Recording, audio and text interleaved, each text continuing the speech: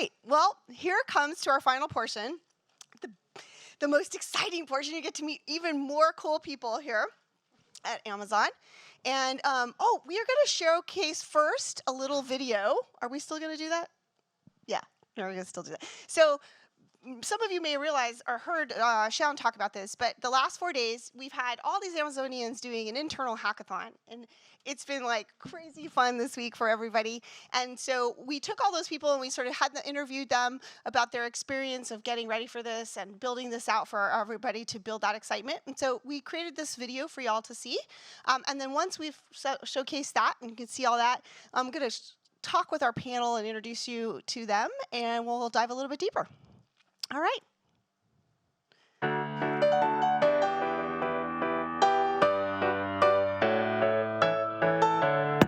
My name is Armando. My name is Mike Lapadakis. I am Siobhan Nealand. Hi, I'm Catherine Graham. I'm Shaun Nandi. My name is Gregory Fina. My name is Mark Weiler. My name's Purva. My name is Usman Siddiq. I'm Mitch Schussler. I'm Ashmit Kalra.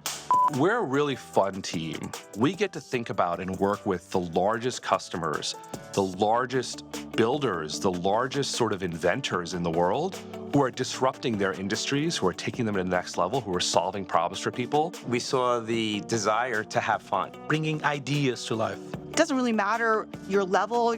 Everybody gets to come and be a builder or an innovator. We like to build, whether it's building software or building infrastructure. I really like seeing my team succeed. Making sure that we're bringing in different points of view so we don't try to solve the same problem the same way and run into the same challenges. It adds value from that perspective that you have different mindsets coming together. You're putting them in a position to succeed and then giving them everything they need to get there. Amazon is, bar none, one of the most accommodating organizations that I've ever experienced. I'm really helping our customers and our candidates, people feeling heard and needed and supported. Really, could there be any better gift? I feel rewarded when I see the leadership's commitment for our growth. The opportunity to come together is incredible. When you can bring people together to build a solution that we can then scale to our customers to help them or potentially even help their customers, that's valuable. You have a culture of these people that like to build and like to have a product. I'm very big on seeing the people in the team develop and grow. They are my customers. To learn, to grow, and to expand your network and build something that is really useful for Amazon and for our customers. The thing that knits us all together are our leadership principles. They live and breathe their leadership principles. Living that customer obsession. Learn and be curious. Have backbone, disagree, and commit. Bias for action. Customer obsession. Customer obsession. Delivering results. Learn and be curious. Bias for action, our ride a lot. Work hard, have fun, make history. It's the motto for every builder in AWS.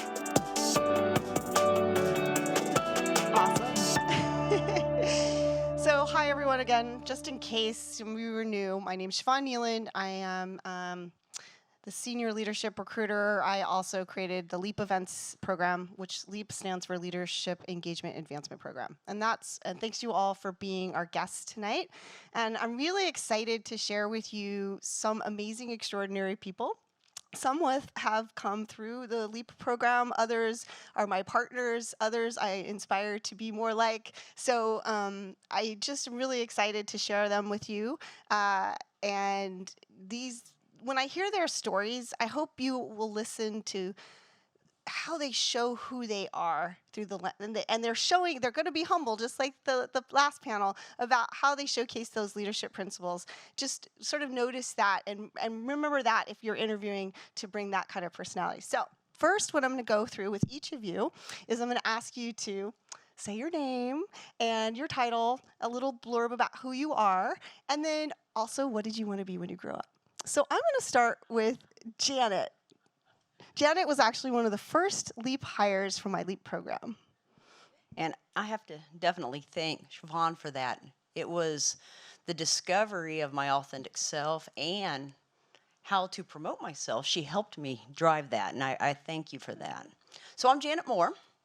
I am a senior leader, customer solution managers, and I just love working here. The opportunities every day to build others up is what drives me in every day. And if I take care of my people, they take care of our customers and our customers' customers. And I really value that.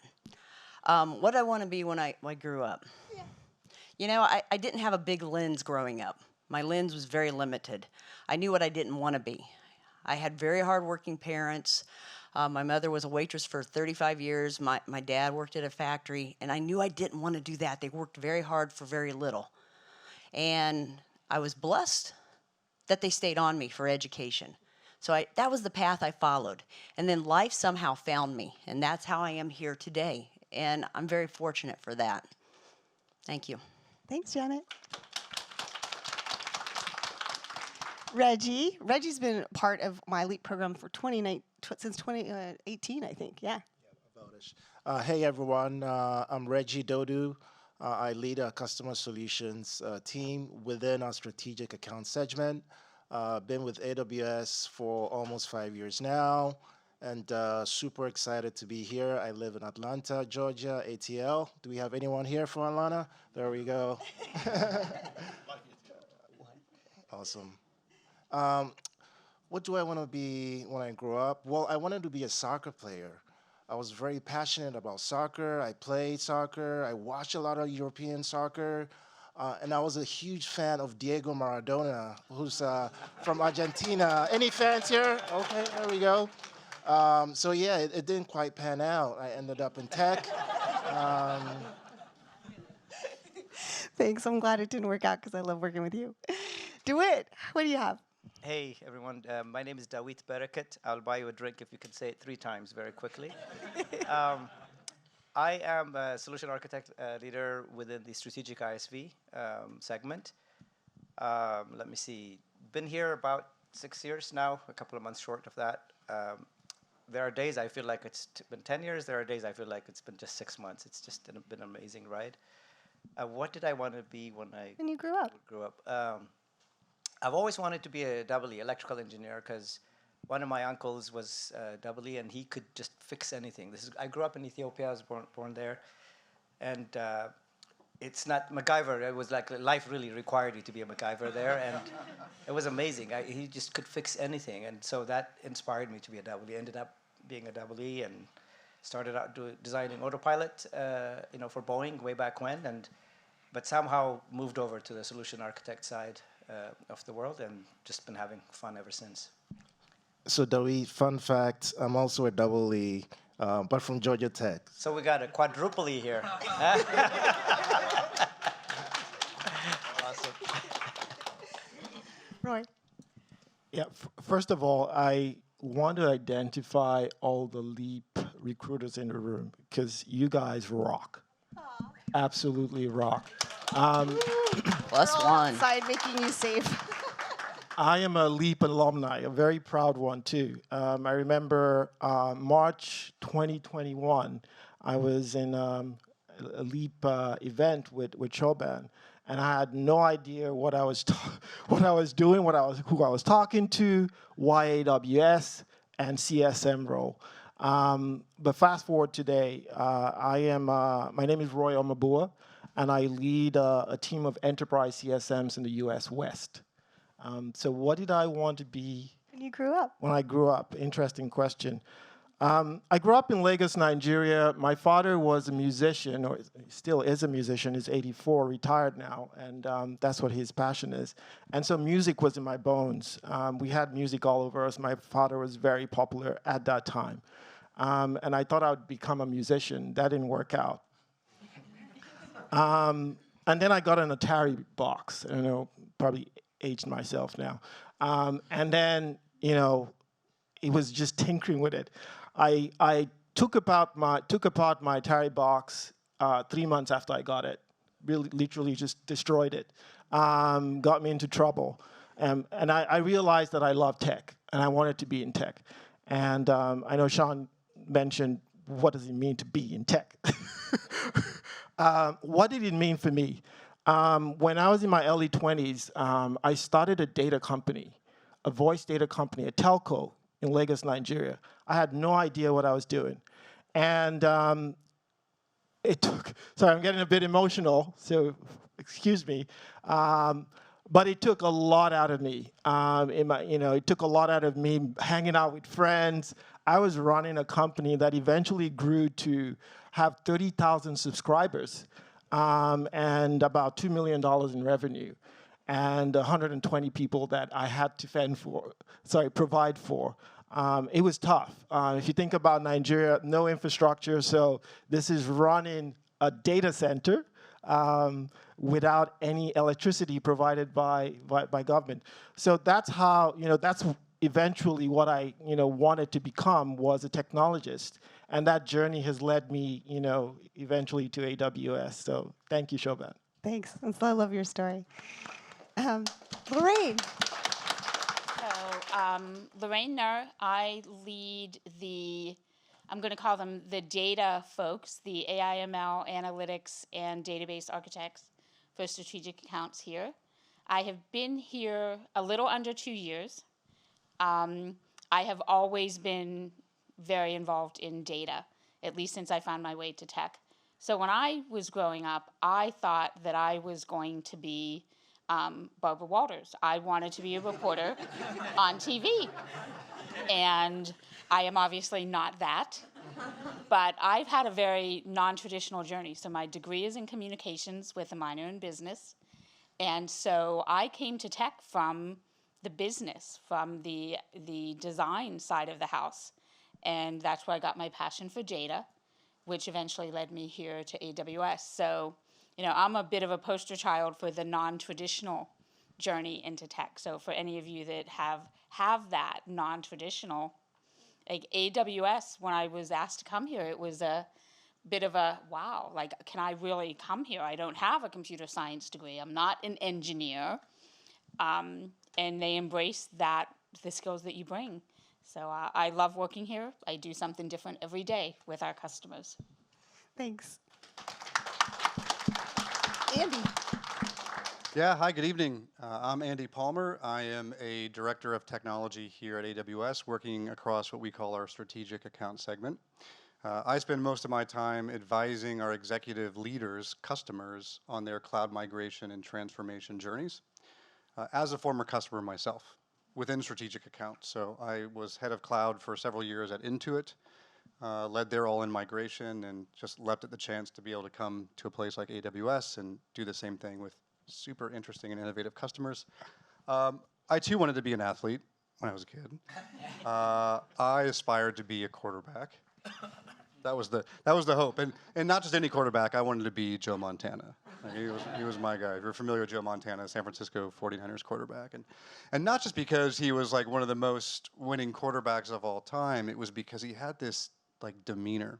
He had many nicknames. One of them was Joe Cool, and was constantly cool under pressure. And there's this famous story. If you lived in the Bay for a while, you've probably heard it. It was Super Bowl 23, I think 1989. I'm dating myself a little bit now. That's fine, but it's like the final drive of the game, and there's 2 minutes left, and the whole team is, Joe's got the ball, and they're in the huddle, and the whole team is super anxious, and nerves are really high. And he could sense this, of course, and so he looked over into the crowd, and in the very first row of the crowd, he sees a famous actor, and it was John Candy. And in the moment, he just said, hey, isn't that John Candy? And the whole team just like started busting out laughing.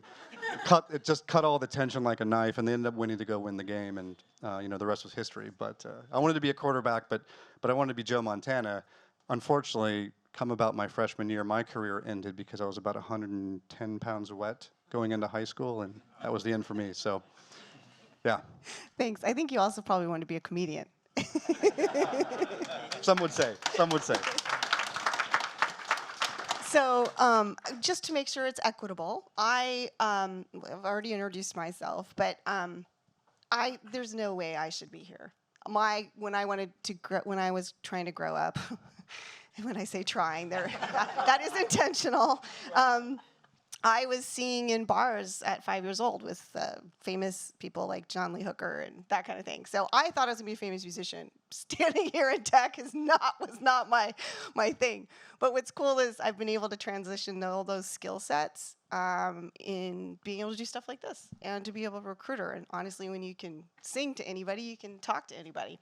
So again, think about that. There may be things that you think that they've all sort of. The reason we ask about why'd you grow up is that we forget there's these things, these passions in us that actually are at our core of who we are and what make us good at what I do. So next, I'm going to kind of talk a little bit more and ask some more dive deep questions, if I can get my folder open here. What are some of the challenging aspects of being a leader here at Amazon, or maybe even in your career, and what are those ways that you deal with that, or that you maybe learned a little bit differently here? And I'm going to actually first ask Roy. Challenges of a leader. I would say it's scale. It is a challenge. Scaling yourself, scaling your team, scaling your business. It's a huge challenge at AWS. We are the scale that AWS operates in and operates at is unfathomable. And so as a leader, to put yourself in that shoes every single day, to think about yourself and how you scale yourself, to think about the team that you've built and the teams that you've built around those teams and scale them. And most importantly, to think about the customer and how you scale their solutions, scale, the problems they have. It is a big problem. Sorry, it's a big challenge as a leader here. And the lens that I put on that is, I'm a big nature person, and I think about a tree. And there's a question I ask myself: how high does a tree grow? A tree grows as high as it wants to. It doesn't stop. And so scale is a challenge that you can beat if you have the right mindset. I think AWS, our leadership principles, set us up for success there. So that's the challenge that I have in trying to solve. I love it. Thank you. Janet, what about you? Scale's a great example. One of the things, and I take this from my past, is I try to teach my team members to think big. They'll think here, and I'm like, let's think here. And that's how we scale. That's how we keep our individual contributors continually thinking, well, we can do this, but how can we do it bigger and better? And if you lean on the leadership principles continually, you will scale quite far. And we've went further than we ever thought we would go, and we're going to continue to do that because we give our people the independence and the belief that they can do anything. Thank you. Yeah, I think, and what's interesting is I think that working backwards is a thing that we really formalize here. And I'd like you to talk a little bit about do it with the same question, which is, what is that challenge as a leader? But then maybe talk a little bit about the working backwards piece, because I think that's not something that most people realize we have a mechanism around. I'm a people person, so when I think of leadership, I'm thinking, how do we set a vision that we all share, right? And how do we get everybody on board? Because are you talking at the scale that we need to grow? Mm-hmm. It's impossible for you as a leader to be involved in most things. So you have to hire well. You have to set a vision that everybody's bought into, and then you work backwards from what it is that vision is, right? It's very common here at Amazon for us to write a paper that says, we call it a PRFAQ, but you imagine your customer is releasing a press release 5 years from now. If we've succeeded, what would that press release say? And we're thinking in terms of their business, not how much AWS they're consuming. But if they're an ISV, a SaaS company, what could they announce in 5 years if we support them the best way that we can? And then work backwards from there to kind of set the vision, and then we execute against that. So that was amazing to me. Past experience, it was we get given a revenue goal, and then we just figure out how the heck to achieve that. I've never had to think about a customer press release and then work backwards to say, how do we support them get there in 5 years? So that's one example. Yeah, it's really about the customer, and I think I'm hearing that in your stories. Andy, what one of your things you want to talk about is like the risks you've taken in your career. Yeah, I think we probably all have stories around risks that we've taken where we've maybe gotten jobs or gone after a job that we felt like we weren't prepared for, or maybe we weren't even qualified for. But that's great. Like, we should do those things because, as we all know, that's when we're in the growth mindset. When we're uncomfortable and we're stretching ourselves, that's when we know that we're growing. Mario Andretti said famously, like, the famous race car driver, if you're familiar with him, and he said, if everything feels like you're in control, you're not driving fast enough. You've probably heard this one before, right? I tend to live by that. Sometimes to my detriment. And sometimes you take risks, and it doesn't feel like it's the world is kind of over in a way, but you learn so much from it. And mine was a recent one. So it was literally almost 2 years ago. My family and I got 3 teenage boys, and we've always wanted to live overseas. And an opportunity came up to do that with this very big financial services firm as an expat, in London, the works. Why would you say no? Seemed too good to be true. This was during COVID. So we knew that there was some risk going into this. We went for it anyways. Long story short, 2 weeks later, the country shuts down. You couldn't leave your house. 5 months, you couldn't get on or off the island. And my kids are looking at me every day going, Dad, from Southern California, all 3 surf, looking at me going, what have you done? And on top of that, I learned this visceral side to this as well with the job and being within the organization is, gosh, I need to live and work in the future. And so it was tough. We literally packed everything back up on a container and we moved back to the States. Thank goodness we kept our home. And I had one direction in mind, and that was, I'm going to AWS. I was a customer for years. I had immense respect for the culture. The leadership principles really speak to me. Was always impressed with the leaders. And so it didn't feel like it in the moment, but that was probably at least recently, one of the biggest risks. Yeah. Cool, thank you. Reggie, what about you? What's one of the big risks? Now, I'm going to call out. I've been Reggie's recruiter off and on from different groups. He's been both a SA, a CSM. He's been in strategics. He's been in commercial. I can't even remember all. So he's taken a lot of risks within Amazon. I'm just going to call that out. He may put that in his story, but what is some of the big risks that you've taken?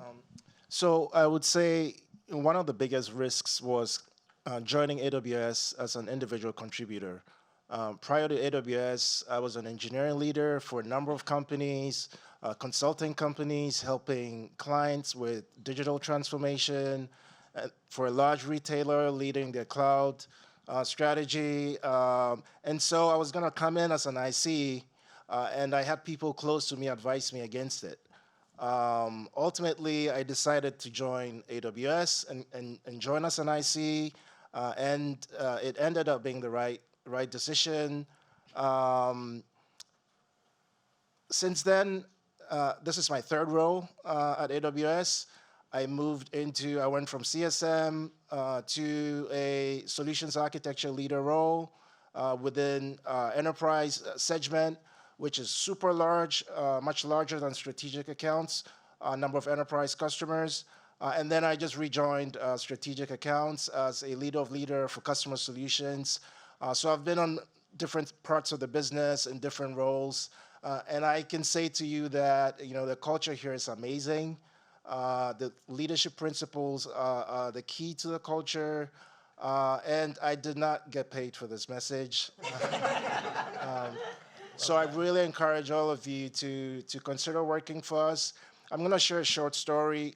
So I actually, my journey here is pretty traditional. I applied for a role on the AWS career site.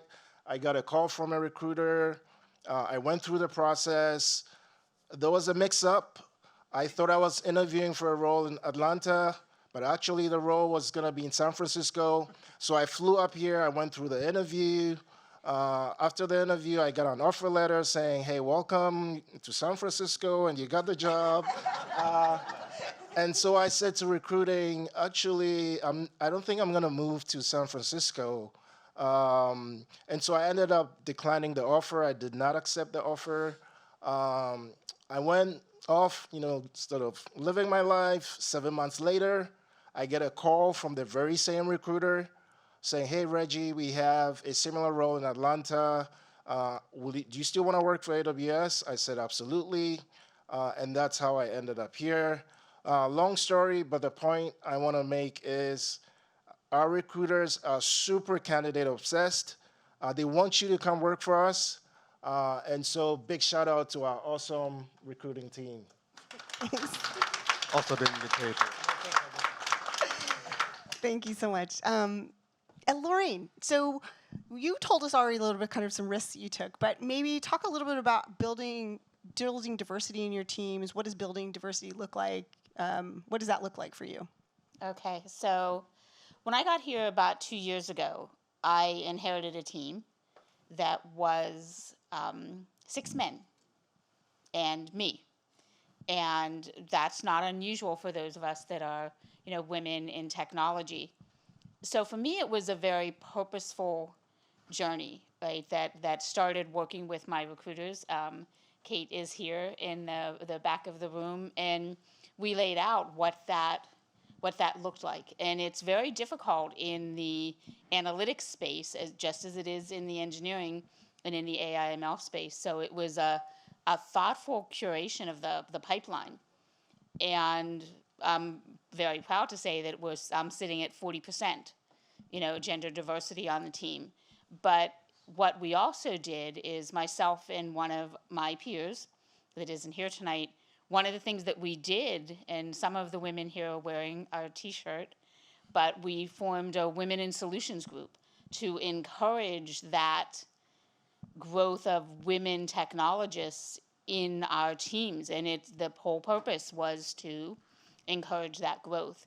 And it starts from your own pipelines. I leverage my own pipelines very heavily to do that. And it's just a constant passion that I have. I talk about it. It's something I've done through all of my careers. And I knew coming in here that it was going to be a different model. I had spent 10 years in banking, similar to Andy, and I spent some time in global organizations. So it's a thoughtful thing that you do have to focus on. It's a muscle that you learn, and you learn to respect the different ways that diversity candidates present. Everyone is different in how you interview. And it's something that we actually talked about just the other day in a loop that we had for a candidate, to respect the diversity of how people present and communicate. It's a huge portion for that for us. And I'm lucky enough that I work with women like Janet, and I'm looking at Alex and Ashmeet right in front of me that are great, fantastic technologists that have been part of this journey with us. I don't have the numbers, but we are way more gender diverse now than when Janet and I started. Way more. And it's something we're very proud of. Great. Yeah, thank you. I think in recruiting, we've started to be much more intentional about how we don't frame people in a box and the expression of that. And part of the LEAP program is to also help you all advocate for yourself in that way to communicate those skill sets. So each one of these panelists, I don't know if you caught it, they're all talking about some sort of side thing they didn't think counted for their regular job. Make sure you're calling that out, and you're also advocating for yourself in your interviews, wouldn't you say?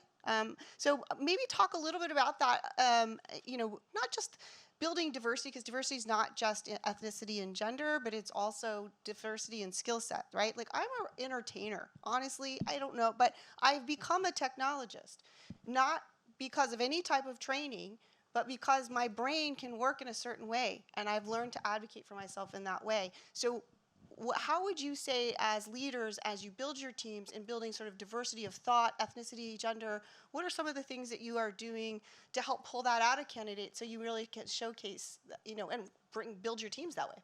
So Janet, why don't you try? I start with earning trust. I get to know who they are, I understand where they're coming from, and I build them from there. That's what really matters. What motivates them? Do they trust you? And if they don't, how do you ensure that they understand that they can? And that comes from spending time with them, being present when you're with them, and truly being committed to their journey above your own.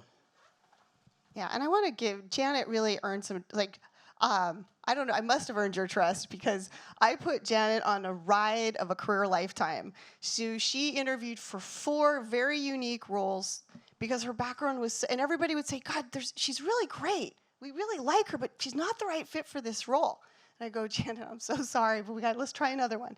So I had to find, and I found 4 unique roles that really had very different backgrounds in the job descriptions. And she stayed with me. She stayed with me, trusted me, and we found her the ideal role for her. I don't give up. I've got grit.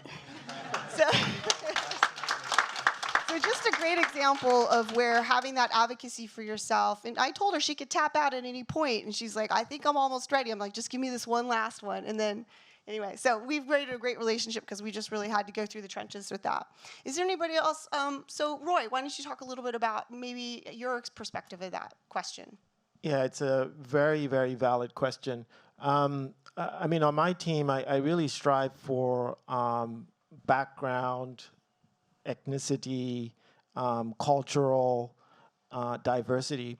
For example, folks who come from the military, they're very organized. They get it, right? They're very structured. And it's not about just showing that, it's teaching the rest of the team, right? So your diversity should not just end at where it ends, right? It should scale, to my point earlier on. You should be able to scale that. So I think my point of view is totally agree with you. I can't add anything more to that. You need to earn trust. But once you get that individual into a place where they have the license to scale, right? They've brought themselves out, their authentic self, right, into the team. It's understanding how can this person, because I can't do it all, right? How can this person become a leader in that space, right? Is it organization? Is it their background as an engineer, right? Being really thoughtful about solving problems. How do you take that and create a space where other folks on the team can learn from you and other teams can learn from us, right? I think that's the beauty about how Amazon and AWS works, and I really love it. And I've really put that to the test with my recruiters. Some of them hate me, to your point. Really? No, Kate loves me. No, they hate me in a good way. They hate me in a good way because I'm very specific about diversity. When I joined AWS 15 months ago, my team was all male. Not all male. I think there was just 2 females, and I've changed that. My team is half male, half female today, and I'm intentionally doing that. It's not just by chance, right? Because I believe that women in tech, and boy, there's some smart women in tech. Women in tech, they don't need a chance. It's not about giving women a chance. They already know what they do. They already have the capacity and the capability to deliver. It's giving them a pathway, right? If you don't give someone a pathway to like Janet, she had so many pathways. She could have said, no, I'm not interested anymore. But if you give them the pathway, they will go down that pathway and get a job.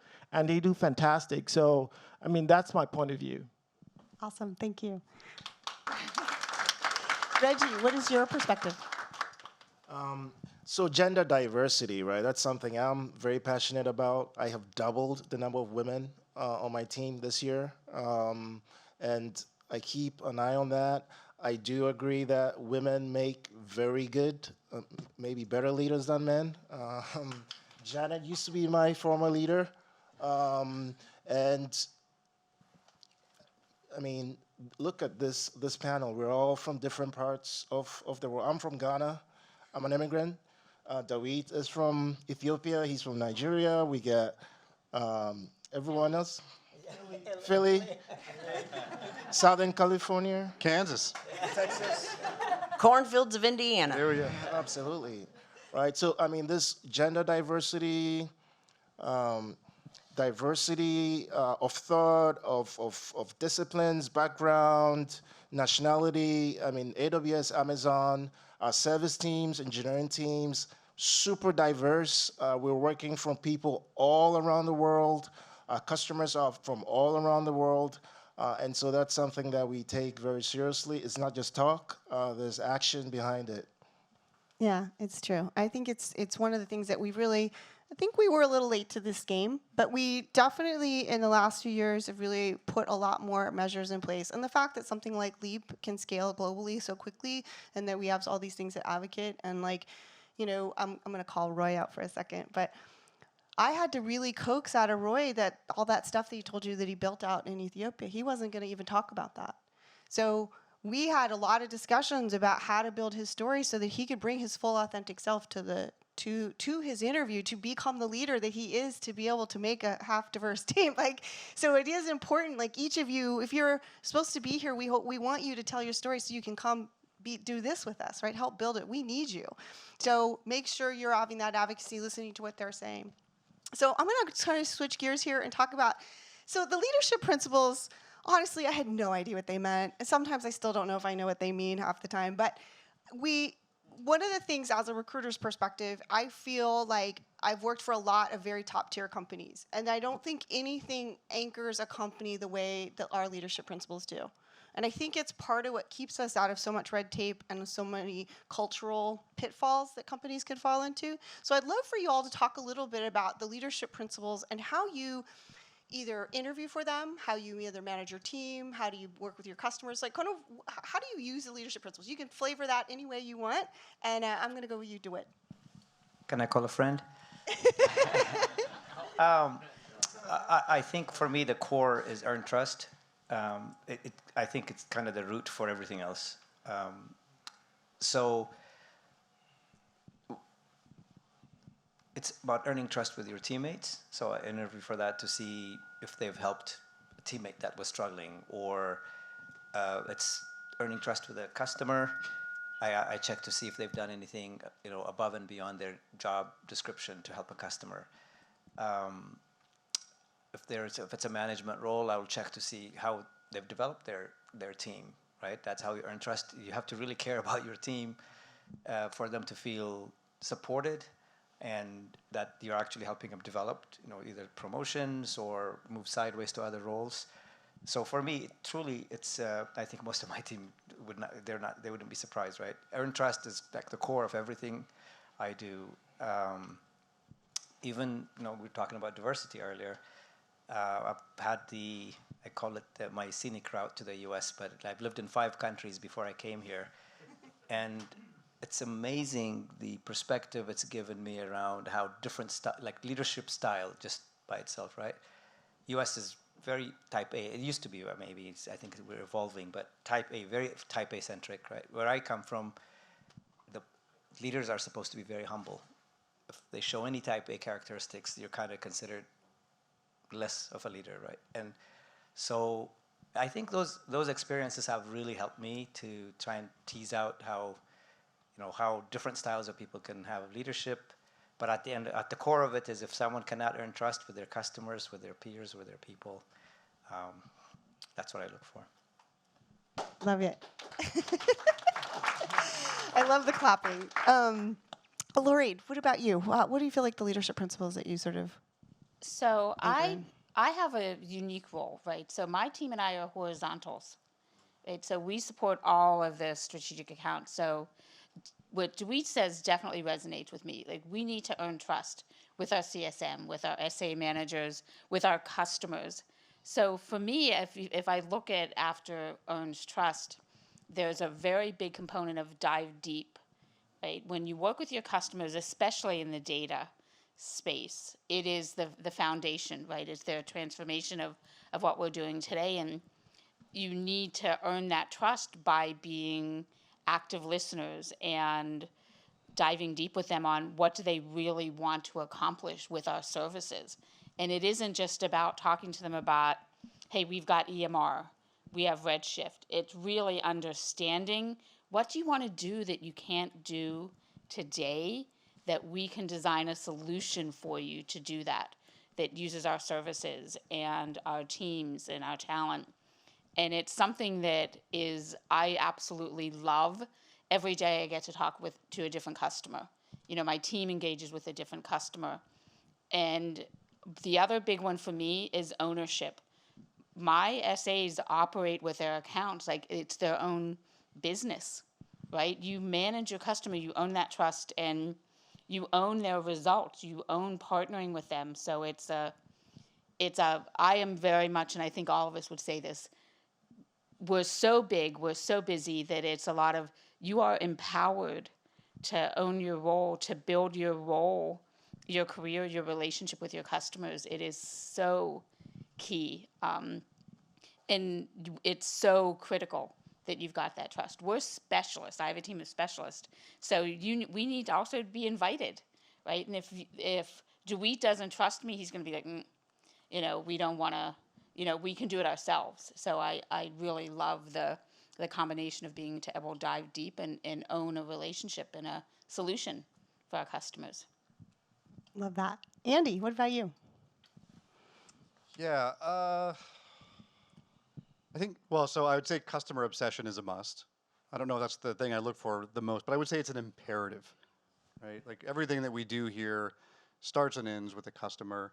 And we've all been places before where it works completely the opposite. And I think we felt that, right? Where if you can't attach the work that you're doing to some outcome, sometimes it just feels like a science project. Or you have engineering teams running around shopping stuff around that they've built looking for buyers. And we don't operate that way here, right? And you've heard already today some of the mechanisms that we use and the leadership principles. And so like that's an imperative. I really value think big. You know, the next statement to that thinking small and incremental thinking is a self-fulfilling prophecy. I mean, nothing could be truer. And it's so weird sometimes to think about the roots of this organization that it all ties back to at one point we were a book company. And then you think about all the other things that are going on within the space of Amazon today, and it's just mind-boggling. But it's because the culture, and it's because the leadership principles, and then the unconstrained thinking is what allows that to happen. So that for me is a big one. The second, it's kind of related, right? It's learn and be curious. You know, I think for people who gravitate to want to come to work here and who thrive here are lifelong learners. I was reading something just the other day that was talking about the rate of innovation as measured by the rate of patents filed with the U.S. Patent Department. And it was a pretty staggering number. It was, if you look at the turn of the 19th century, there was something like 7.2 patents per million people filed per year, right? Like not many at all. That number today was like 1,600. And so just the pace of innovation is going to continue to grow exponential orders of magnitude. And so I think, you know, for folks to come here and learn and be curious is a great leadership principle. The last one I would say is I'll give a little bit of airtime to one of our new leadership principles, which is, you know, broad scale and success require broad, or, you know, responsibility. And did I get that right? I think, yeah, close enough. It's still new. Still new. Still new. But here's a great example of this, right? So sustainability.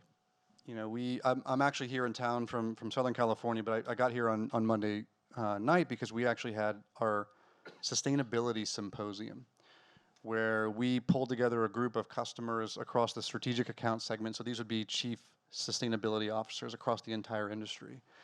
And we're trying to figure out with AWS as the convening point, how do we lock arms and try to tackle some of these really massive, challenging problems where there are no standards or no standards in data modeling for even measuring carbon emissions across the industry. And now, to be fair, this would have happened without the leadership principle because that's just instinctively how people are wired here. But I love the fact that we're being very intentional about trying to solve some of the Earth's biggest problems. And yeah, I think it's hard not to come here and start to think that way. So I would, yeah. Thanks. Yeah. Yeah, go ahead. So I in my head, I developed an LP flywheel, which I've shared with my team. And the reason why is the problems that we're solving today did not exist 2 years ago. The problems that we'll solve in 2 years do not exist today. So we have to be agile. We need to scale. And so it starts with this, right? And this could also apply to LPs when you're interviewing. It starts with earning trust and always earning trust. You want to earn trust with your customer. You want to earn trust with the team.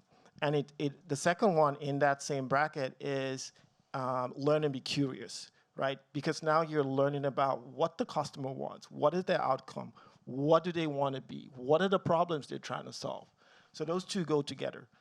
Once you do that and you've earned a bit of trust, you're also, in your learn and be curious, you're also capturing data and anecdotes about the problems they want to solve, right? So you're going back to the customer with the data points and anecdotes. Once you have that, the next step is invent and simplify, right? You're now sitting down with the customer and articulating back, how do we solve this problem? Not just for today, but for 5 years, right? And so invent and simplify goes there. And dive deep is also in that bucket, right? Because you're diving deep with the customer. I think Sean said this earlier on. I've met leaders at AWS, VPs, they go really deep, really, really deep. So you have to dive deep. Once you've done all that, the third step of the flywheel is deliver results, right? And it's so critical. That's a key LP that we have. And if you keep repeating that, again, none of this is easy, don't get me wrong, but if you do that repetitively, right, you start to solve the problems that will happen in 2 years, or you anticipate them, even if you can't solve them. And that's what we do. We keep doing that. And I was sitting down last week on a plane ride to Virginia from LA, long plane ride, and I'm like, where am I on the leadership principle scale? I said, no, that's not how I should be thinking. How do I create a flywheel with my team that keeps moving innovation forward? So I just wanted to share that with you. I love that. Yeah, thanks. So we're going to have about 10 more minutes where we kind of ask you guys a few more questions, and I want to open it up for questions from the audience as well. But does anyone else want to talk a little bit more? Reggie, I haven't asked you about the leadership principles. Did you want to say anything about that? Sure. So our LPs are really the key to the culture. I do agree with everyone here. And trust is table stakes. It really is an intrinsic quality and really hard to coach. It's all about leaders listen attentively, leaders speak candidly, they treat others respectfully. And so without earned trust, you cannot deliver results for your customer. So very simple, right? So we're gonna probe that. I look for that in candidates, and it's tied into the whole humility thing. We have a lot of our solutions architects. They are advising customers on how to adopt AWS and build, adhere to our best practices. But there's a lot of humility there. So I want you all to take that away with you. Also, our write a lot. Our write a lot says leaders are right a lot. They have good judgment and instincts. It doesn't mean they're always right. It actually means that they truth seek and work really hard to disconfirm their beliefs. What that means is they actually seek out people with different views, opposing views, to help arrive at the right decision. A lot of companies I've worked for, it's all about, the boss says this or this executive says that, and you go execute. Here we welcome debate. May the best idea win, right? But once we make a decision, we all have backbone, we disagree, and we commit once the decision is made. And also customer obsession. To me, that's the core flagship leadership principle. It's all about working backwards from the customer. The only way we can invent is to listen to our customers. And so it's all about, hey, what's driving us? It's not some sales quota or some revenue goal or some personal aspiration. It's all about what the customer wants to do. We need to be intimately familiar with the customer's priorities and goals and execute against that. I mean, that's how we operate the business. That's how we design and build our products. I was pleasantly surprised when I first joined AWS. We would have our service teams, our engineering teams. We call them service teams, and they're really good at this. They have meetings with our customers, and they're asking, it's like, I feel almost cultish. Okay, why do you need this? How does this feature work for you? How can we make it better? It's like customer obsession in action. It's pretty amazing. But that's how we operate here as a business, customer obsession. You hear our CEO talk about that. It's really in our DNA. How do we improve the customer experience every single day? Hungry to learn, hungry to improve the customer experience. How do we move the ball forward every single day for our customers? Thanks, Reggie. Did you want to add to this? What, or did we already ask you? I've kind of lost track. I'm going to be honest. The first part of your question was, what was our advice to the candidates? My advice is, when you write your examples for your loops, tie in 2 or 3 different LPs. Stand in front of a mirror and think, is my story in the STAR format that is metric driven, and does it tie into any LPs? Because they will. and use that as your basis as you practice. I could go in to talk about all the LPs that I love and the different ones. These guys have done that quite well. But that's my biggest advice. I think that's a really great call out. It's like, again, uh, they were showing you how they're living by the leadership principles. They weren't telling you. So I think that's what you really want to do in your stories. Siobhan, let me share one tip. So for those of you interviewing, I highly encourage you to prepare for the loops. I prepared for all my loops, even my internal loops. I spend hours, I write, I create spreadsheets, I do a matrix, a little tip, 101. Hope you're taking notes. I write the leadership principles, I believe on the rows, and I come up with questions in the columns, and I come up with examples in star format, and I practice. Make sure you have your data, use the star format, make sure you have outcomes, results, KPIs, say exactly what you did, not what the team did. Paint a picture and make it compelling. And yeah, we're looking forward to hiring all of you. Thank you. So now would actually be, I kind of would love to have each of you kind of say a minute or two about kind of your final thoughts. What are things you would like to leave our audience and our viewers with about either interviewing, your experience, kind of what are, what are your sort of final thoughts? Because again, this is predominantly for people who are potentially interviewing with us. What would be your advice to them or your final thoughts? I'll share one that I share with a couple folks who I was meeting in the break, right, is that, I'm sure for a lot of you thinking through, okay, am I a CSM, am I an SA, am I a salesperson, am I a TAM? That can probably feel a little overwhelming that there's pressure to make a choice and to get it right. I think it's, the way I would look at this, it's more important to land in a space that you feel generally good with. Because this company does such a tremendous job promoting and supporting mobility as well. And you'll see that, I mentioned, earlier we were chatting, if you can log on to our internal employee directory and you can see people's history and tenure. And what you'll notice, it's people quite regularly are changing, not too much, of course, but every year or 2 years, they're changing jobs, they're trying something else, they're experimenting. And so, don't put so much pressure on yourself, like, oh my gosh, I have to figure this exact right role now. Get into a space, connect with the leaders, feel like it's a good fit, the right home for now, and come in and land and absorb. It takes time to onboard here. It's a lot. It's very overwhelming, but it's in a good way. It's a very peculiar culture, as we talk about, and that takes a little bit of time. And then figure it out. Talk to your manager if it doesn't feel right, work through a plan, but take a little bit of pressure off yourself maybe up front. So I would add, one question that I ask at the beginning of all of my loops is, you have tell me about yourself. And inevitably, everyone goes right to their professional persona, right? This is what I've done. This is my professional self. But bring your authentic self to the interview. And I immediately follow that up with, but what are you passionate about outside of work?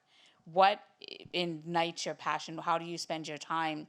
Because that's a huge part of yourself. And you need to bring that authenticity to the interview. It will also help us, right? You may think it's just the role, but it's also, are you Amazonian? And Janet's story is perfect, right? Hey, we have this fantastic Amazonian, and maybe you're not an SA. Maybe you're a product manager, right? A product owner. But you have to bring your authentic self. Don't feel like you have to fit the box of what an SA is or what a sales, an account manager is. It's about what is the best fit for you. And we have a saying here that it's a two-way door, right? There's nothing that you can't step back from. Explore management, explore being in IC, the different roles. So for me, it's the big, I want you to bring your authentic self and tell me what you really want to do here. When I got here, there was a high degree of ambiguity with my role. And I went to Shaund and I was like, I want to do this. These are the things, and he's nodding at me like, these are the things I want to do. How can we make this this happen. I want to have AI/ML. I want to do these things, and you have to also advocate, right? Authentic and advocacy for yourself, I think, would be my two things for you to focus on as you look to come here. I love that. Bringing your authentic self is key. What would you say, Roy? Be prepared for a peculiar ride. It is a peculiar company, and I'll share, my experience working with Shoban, and I went through my loop, went through my phone screen. I think I had my loop the next week, and it's a very short time for me to prepare. But I did everything, right? I researched leadership principles. I had examples tied to them. It was very, very weird, right? When you are not versed with the leadership principles, and a recruiter from a company is telling you, go learn our leadership principles. That's how you get a job. It's like, is this real? So be prepared for a peculiar ride. And I would echo, not the same, but I had a similar experience as Janet. After my loop, leaders inside of AWS were trying to find a space for me. So I spoke to 4 different leaders. And at some point, I had another offer on hand, and I'm like, I can't do this. I really cannot do this anymore. I persevered. So that's why I'm here. So I would also say, be prepared for a peculiar ride, but be patient. Be patient. It does take a while to understand why you need to learn the leadership principles. It does take a while to think about your examples and how they tie back to the leadership principles, because honestly, you've not lived them. So how would you connect the leadership principle to an example? So be patient with yourself. I think that's what I'm trying to say. Be patient with yourself. And then the last thing I would say is just have fun. Have fun. From day one phone screen interview to day one at AWS. Make sure you have that mindset that I'm going to have fun either way. Get the job, don't get the job. The reality is we are always there, right? Like Reggie said, 6 months later, you could get a phone call, and now it's the time. So just have fun, be easy on yourself. Perfect, thanks. What about you, DeWitt? For those of you looking at technical roles, this place can feel intimidating. I'll be honest, I grew up in the infrastructure side of the world, right? Worked at Sun, IBM, Oracle, and when I was looking at AWS, I don't know 80% of the services. I've never done ML, I've never done big data, you name it, right? So in general, we look for 1 or 2 areas of expertise. So you don't need to be an expert on everything we do. In fact, we don't even expect you to know AWS, as long as you understand the technology and distributed architecture. So I say, don't wait for perfection till you're fully ready, with 26 certifications. Just go for it.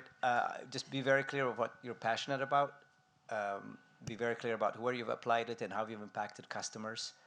And that's all it takes. So that would be my advice. Love it. What about you, Reggie?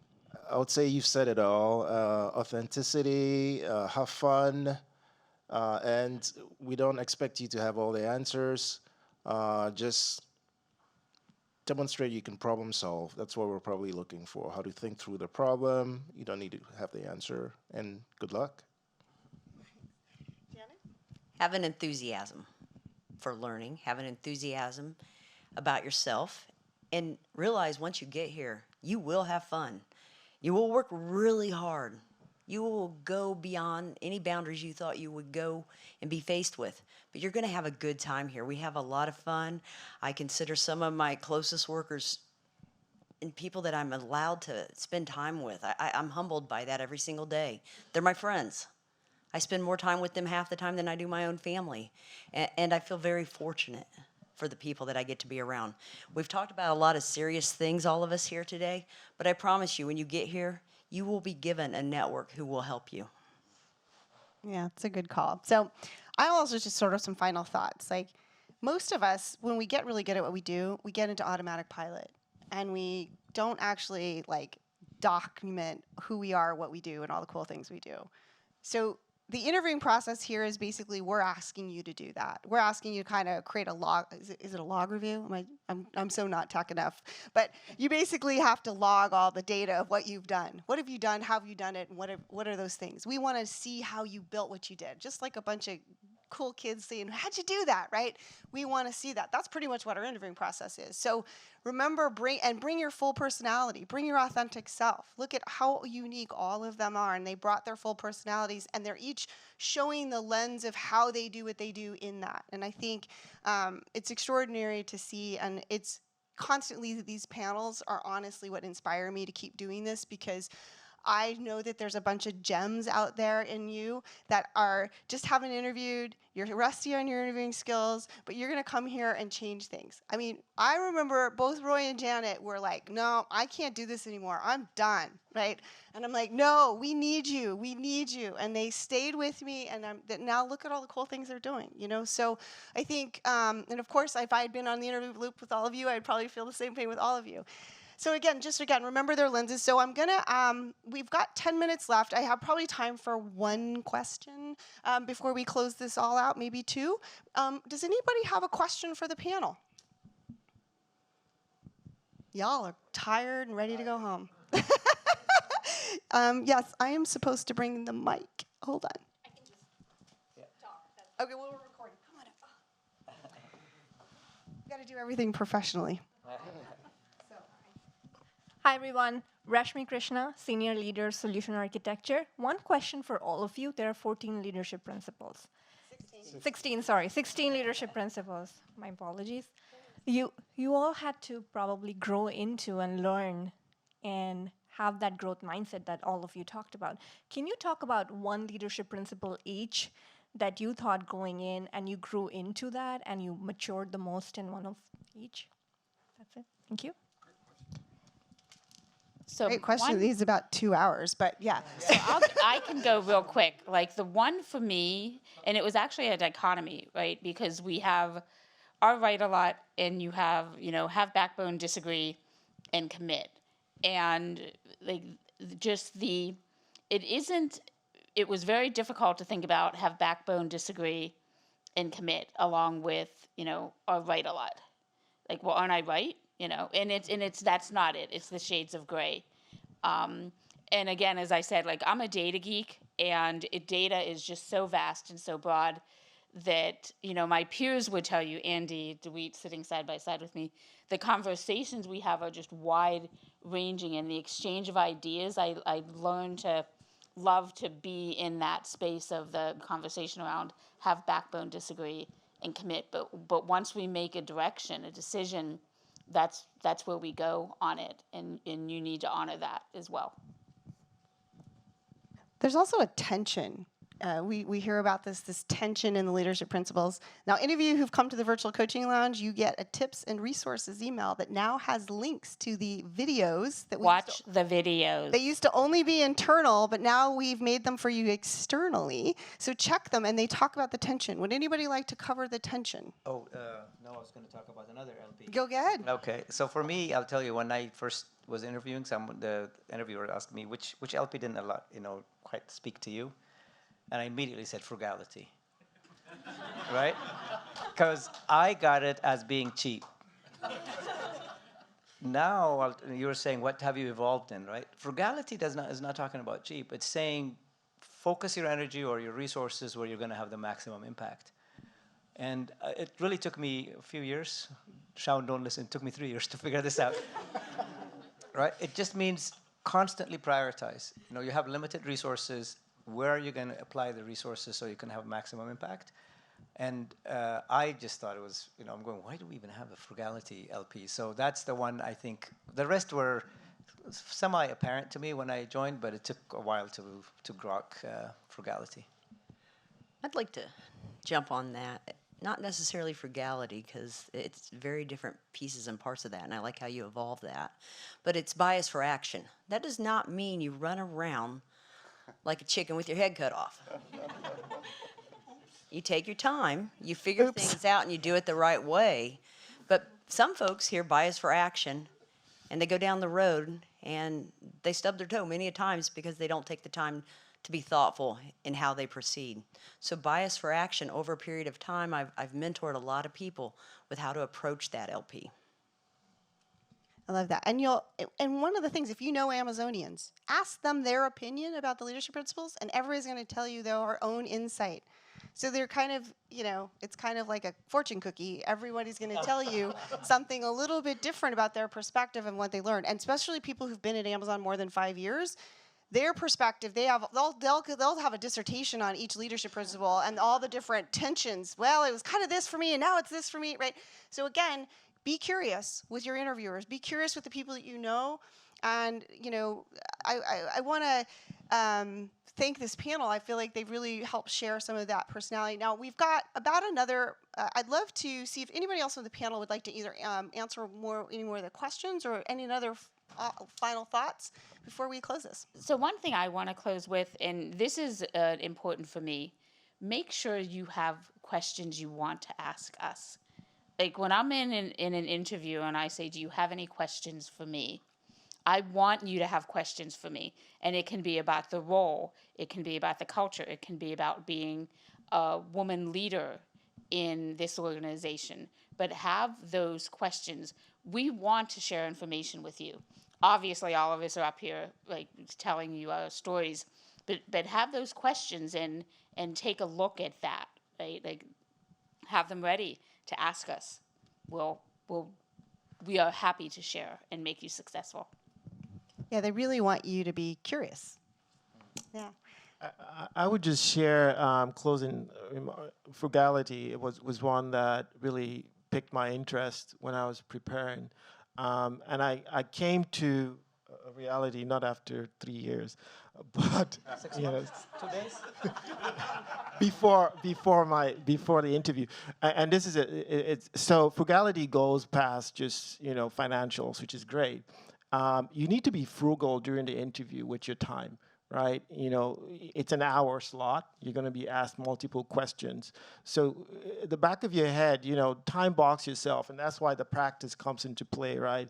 Is, for each question you're asked, you want to spend not more than 4 to 5 minutes so the interviewer can ask follow-up questions. So that's the first leadership principle you will practice. So take that home. I'm going to totally use that in my training. I'm going to add that. Frugality. Yes, Dante, Don, and I are going to use that. Because, most of your STAR method is, so let me ask you all.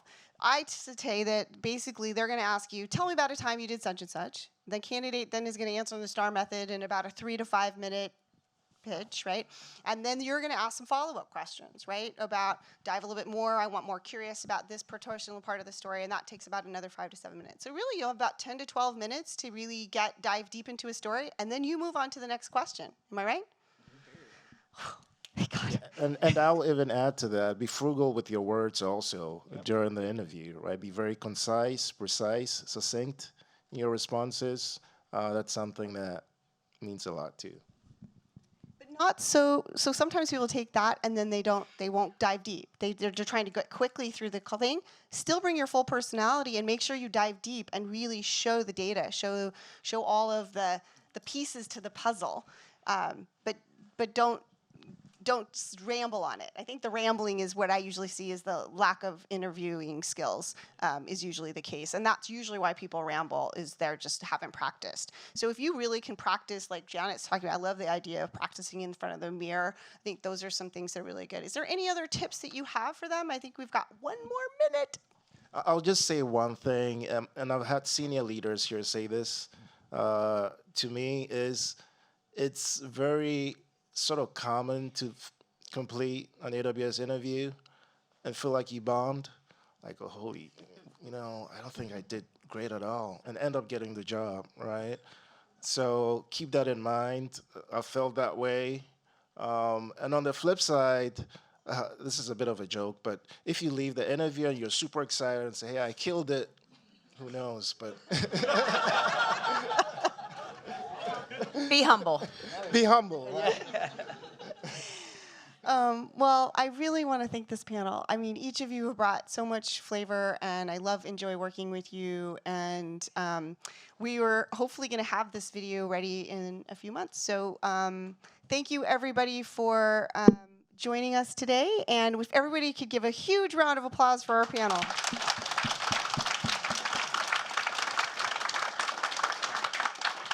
All right. And so as we finalize tonight, thanks again for your time. I know none of us have been an in-person in a thing in a long time, and we're all tired because it's like, oh yeah, I forgot how tiring it is to be around each other, right?